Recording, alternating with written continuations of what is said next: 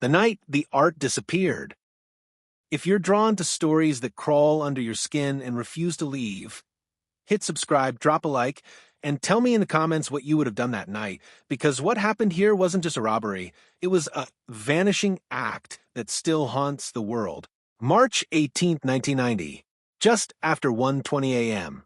The streets of Boston were quiet, the kind of silence that feels almost staged, like the city itself was holding its breath.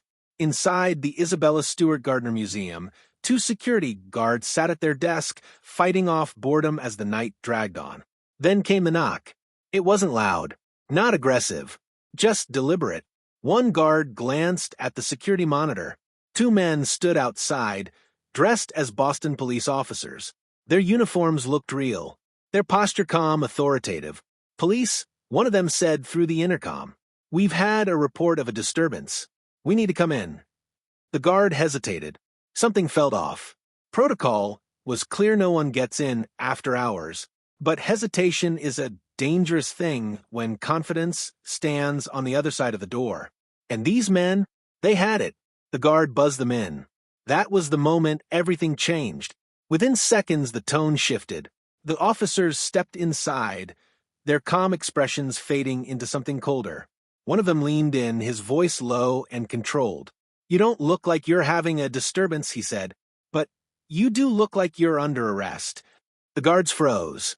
Before they could react, handcuffs clicked into place. Not loosely, not temporarily. Tight, real. "Don't worry," the second man added, almost casually, "this is a robbery. No alarms, no resistance, just silence and fear thick enough to choke on." The guards were led down into the basement, tied up with duct tape. One of them later said the last thing he heard before the footsteps faded was the sound of a door locking, and then nothing. Upstairs, the museum stood defenseless. What followed wasn't rushed. It wasn't chaotic. It was precise. For 81 minutes, the thieves moved through the museum like they had been there before, like they knew the layout, the blind spots, the timing. They ignored some of the most valuable pieces in the building, walking past millions of dollars without a second glance. Instead, they went straight for specific works. A Rembrandt, a Vermeer, a Degas.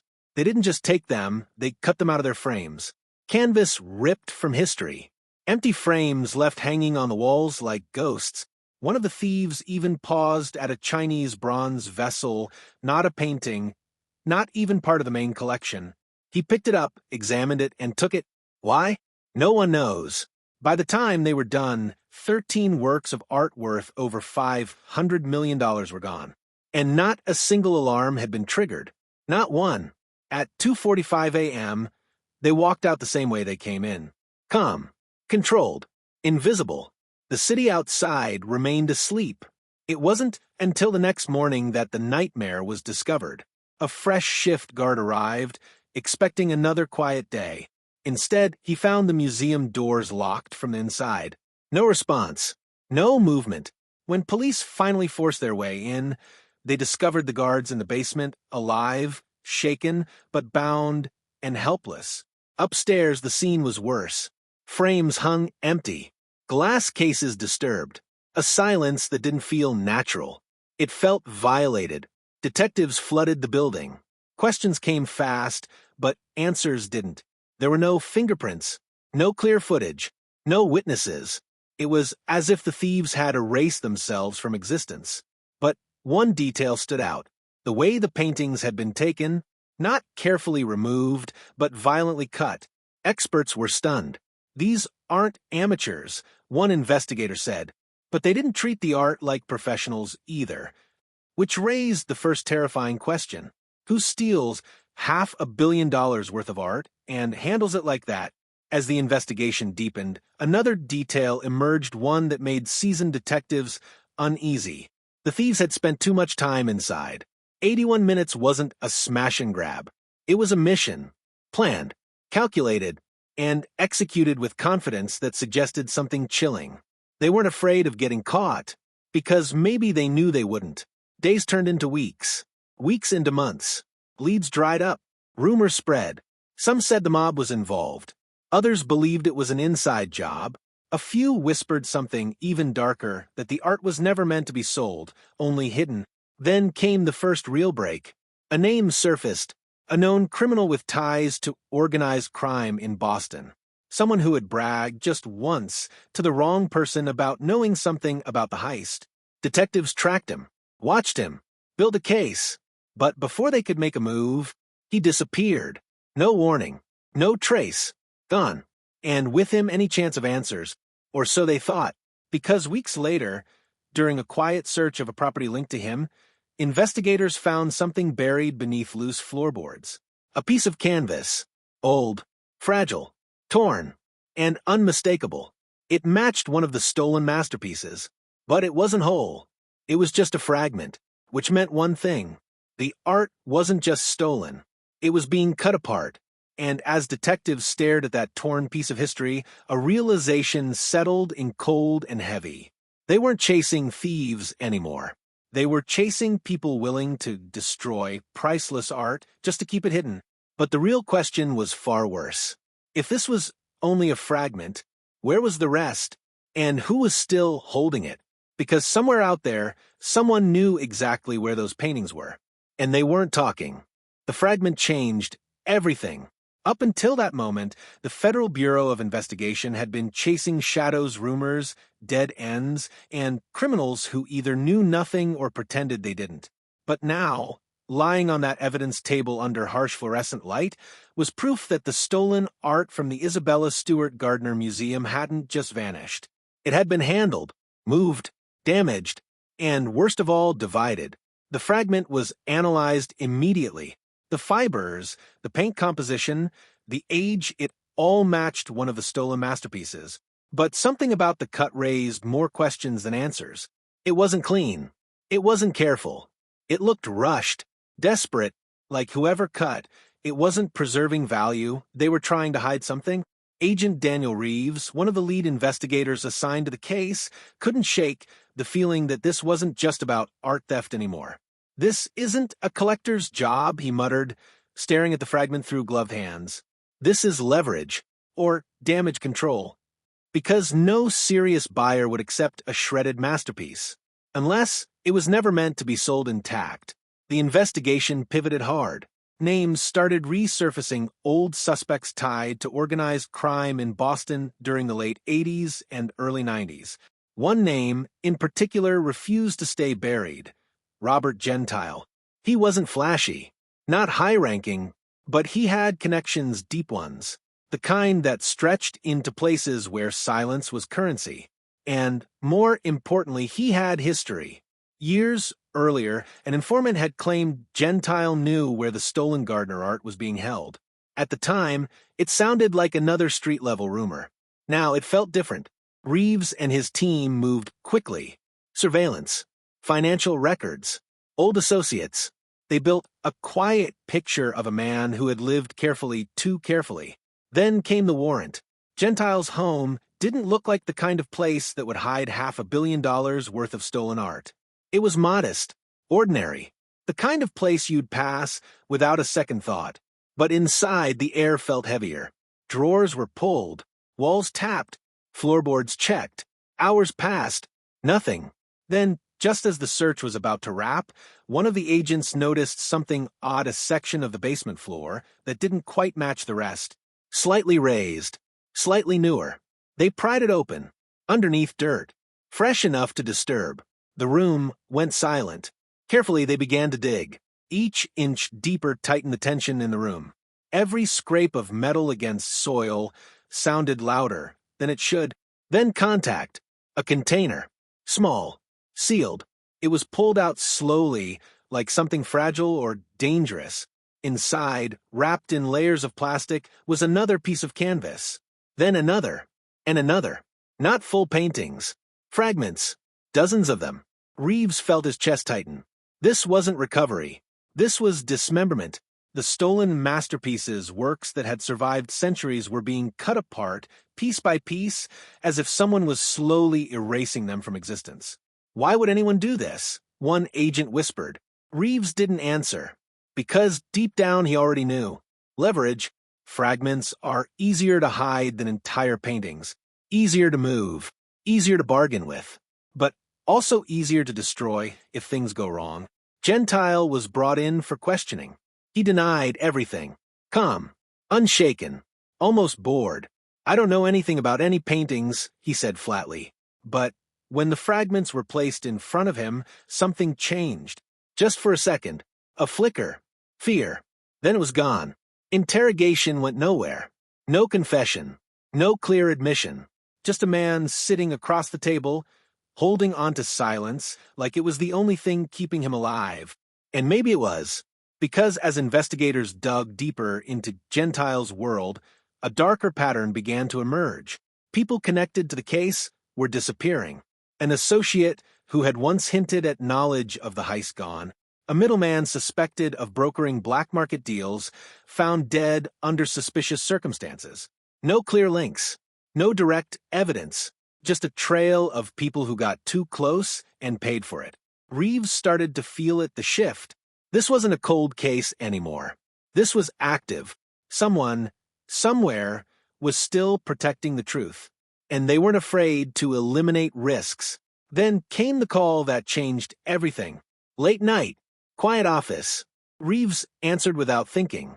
The voice on the other end was distorted, low, controlled. You're digging in the wrong place. Reeves said nothing. You found pieces, the voice continued. That wasn't meant for you. Who is this? Reeves demanded. A pause.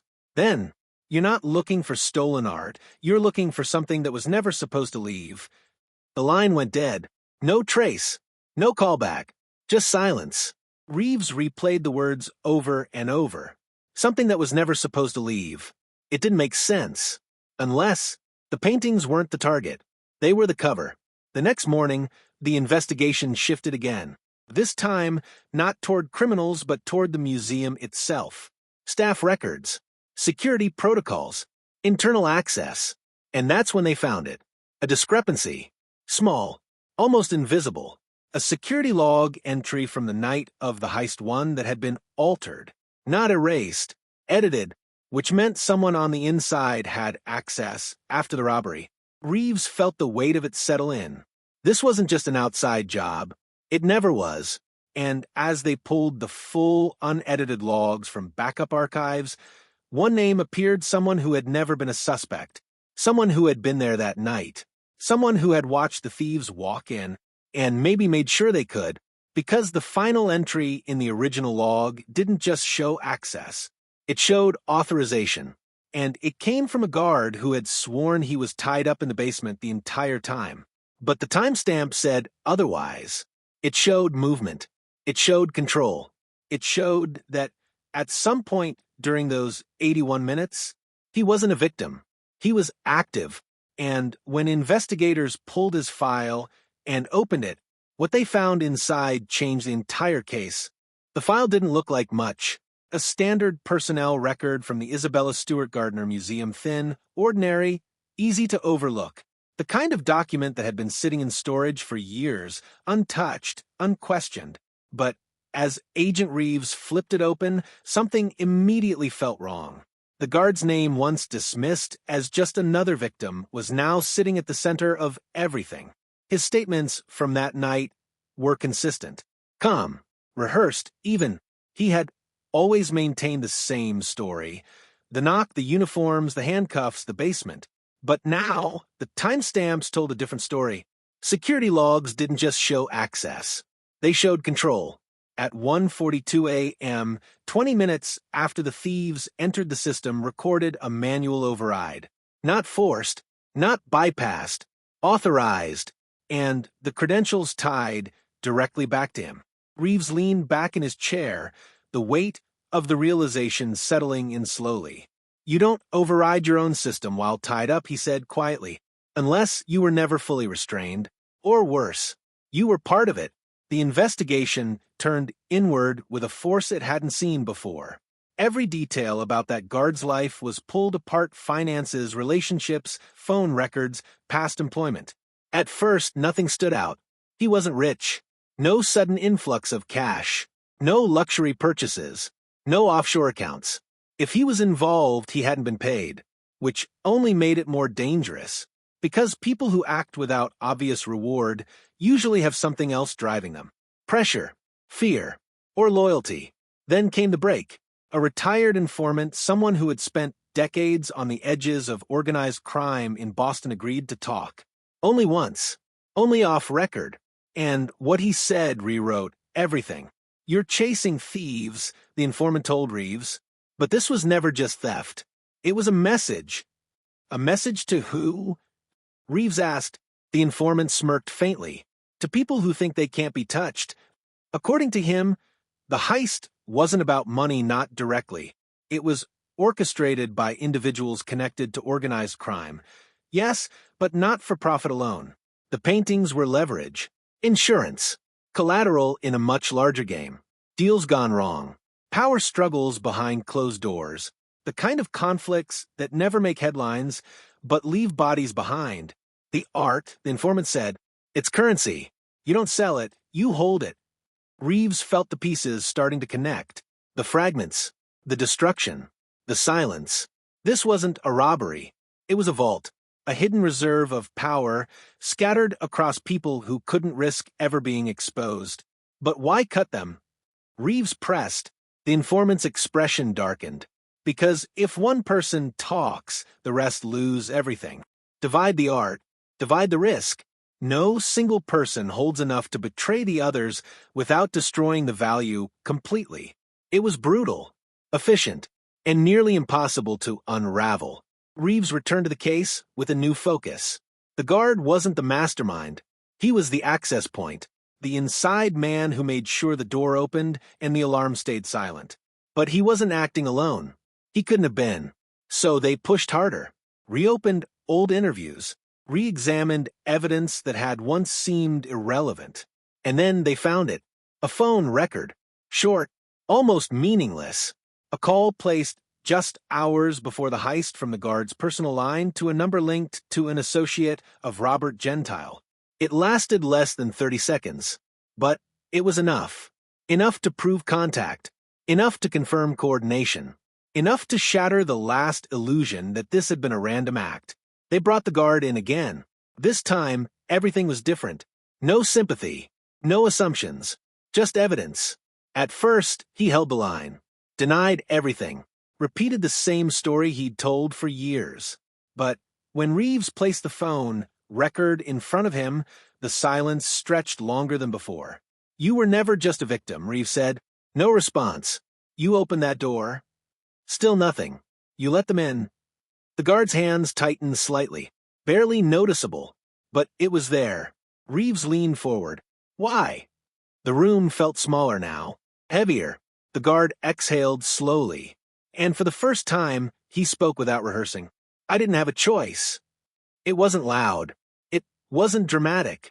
But it was real. They knew things, he continued. About me. About my family. They made it clear, if I didn't cooperate, it wouldn't just be me who paid for it. Reeves said nothing, because he'd heard this before. Different cases, different crimes, same leverage, fear. So you let them in, Reeves said.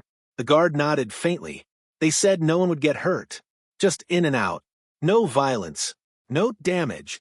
His voice cracked slightly. They lied. Because once the door opened, control was gone. The thieves didn't just take the art. They reshaped the entire case into something no one could fully understand. And the guard? He became both witness and accomplice, trapped in a story he could never escape. But even with the confession, one question remained. Where is it?